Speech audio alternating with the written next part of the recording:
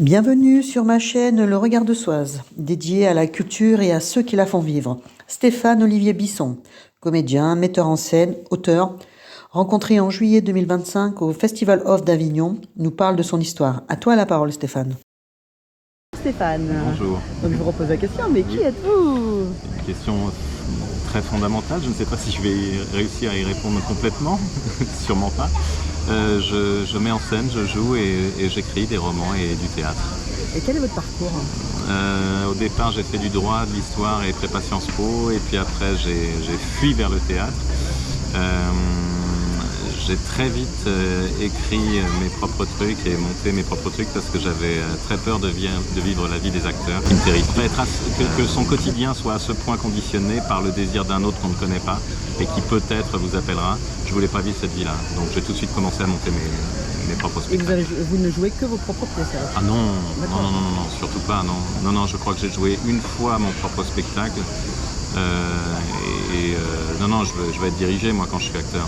Je ne crois pas du tout à l'omniscience théâtrale. Qu'est-ce qui vous inspire quand on vous propose des pièces?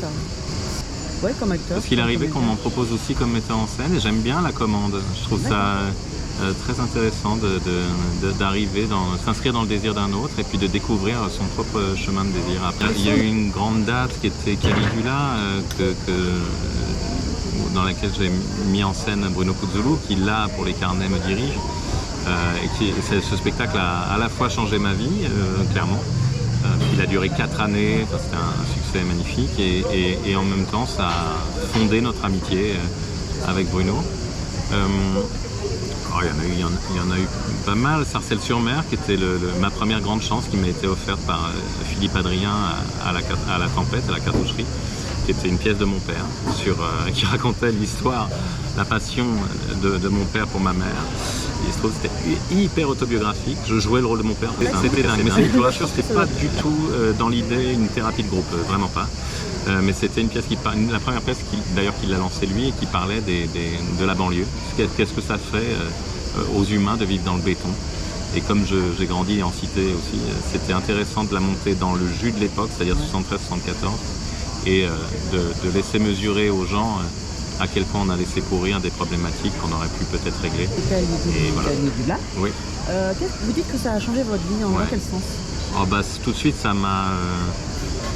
ça a été dans des grands théâtres, l'Athénée, les Célestins, on a fait une tournée internationale, etc., la Roumanie, l'Algérie.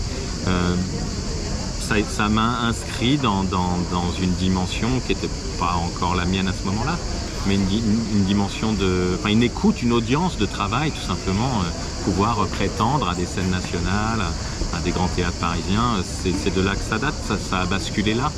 Et je pense que la présence de Bruno a donné de l'ampleur à la chose aussi, bien sûr. Ça s'est fait dans quelle époque, ça? C'est 2010 jusqu'à 2014. On a joué pendant 4 années à ce spectacle. Qu'est-ce qui vous a donné envie de basculer dans ce métier, dans ces métiers? Je sais pas.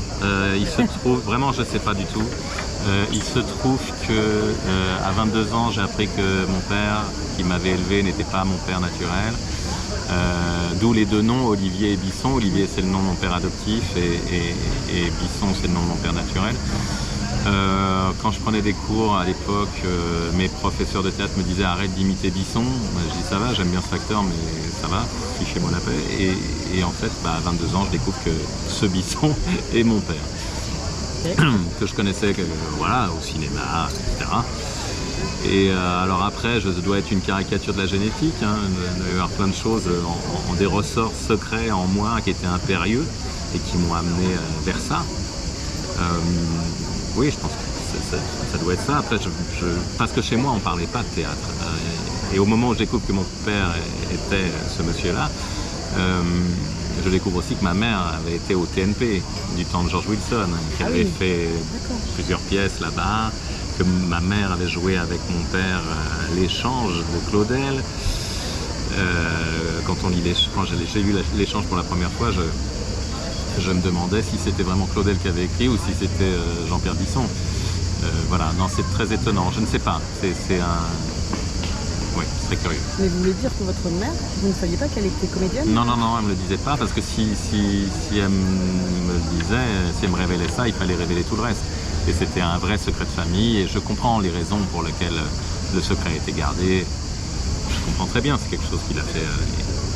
C'était une passion, donc comme toutes les passions, ça l'a brûlé. Et puis ça lui a fait énormément de mal. Ouais. Non, j'ai vraiment très vite été vers le théâtre. Mais je me destinais à... Ouais, je voulais être avocat, mais je n'avais pas compris qu'il fallait passer d'abord par le tamis du droit, qui est quand même très aride. Et voilà, et tous les cas d'espèces et tout ça, j'avais pas compris. Je pensais qu'on allait tout de suite défendre la veuve et l'orphelin. Mais après, j'ai un petit côté redresseur de tort dans les textes que je choisis, parce que c'est souvent des choses qui sont parfois, je sais pas, le premier roman que j'ai fait sur Max Linder, bon voilà, c'est une œuvre qui a été écartée, effacée, parce que sa fin est tragique et criminelle, et voilà, j'aime bien aller chercher ce qui n'est... La mort heureuse, c'est ça aussi. Le dernier spectacle que j'ai mis en scène avant les carnets, c'est un texte qui est mal lu et qui est mal considéré parce que le personnage principal s'appelle Meursault au lieu de Meursault, à une lettre près c'est le même, et on pense que c'est le brouillon de l'étranger, alors que c'est pas la même fable et que c'est un texte qui vaut infiniment mieux que ça. Et donc ouais, j'aime bien redresser les torts en passant par le véhicule du théâtre. C'est ça la culture aussi. Peut-être. Là actuellement, donc on est au Festival d'Avignon. Oui. Vous jouez les carnets d'Albert Camus. Oui. À 13h40. Absolument. 13h20. Ça se passe bien pour l'instant? Ça se passe bien.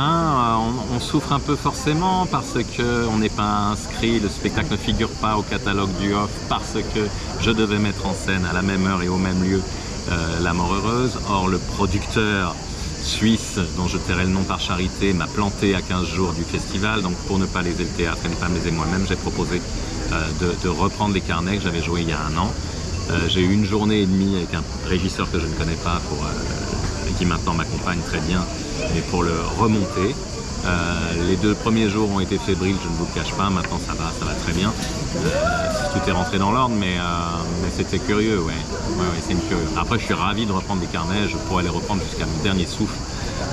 C'est un texte dont je ne finirai jamais de comprendre les finesses. Ouais, non, c'est une merveille. Vous dites que vous avez mis un jour et demi pour le reprendre. C'était quand les dernières fois que vous l'aviez joué? Il y a un an. Ah oui, d'accord. Ouais. Okay. Donc quand j'ai appris, on s'est mis d'accord avec Laurent 6 jours avant mon arrivée à Avignon, le 25. Donc pendant 6 jours chez moi, je me suis bouffé du texte tant que j'ai pu, et puis je suis arrivé là. Et puis en fait, c'était les créneaux techniques de La Mort heureuse. Donc on a repris avec Jean-Charles, le régisseur du spectacle d'avant, qui a bien voulu m'aider, et maintenant ça va très bien.